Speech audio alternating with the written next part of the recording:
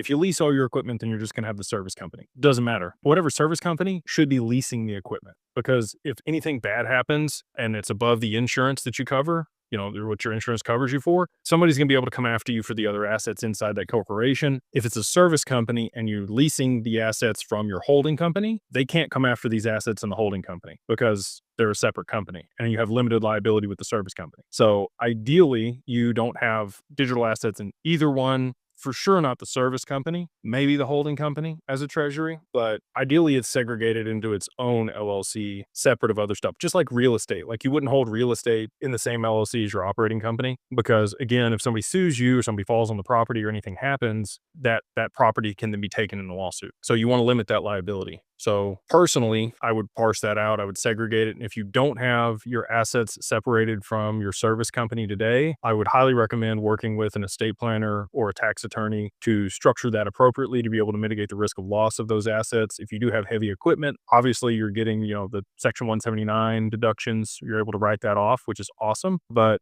you probably want that in a separate company that you're leasing to your service company in case you hit a gas line or a water line or fiber or whatever else that causes problems and you get sued or you have losses. Your employee could be driving the company truck that rear ends somebody. There's just so many circumstances in that type of business where you can have problems. And so I would highly recommend segregating your assets out away from that.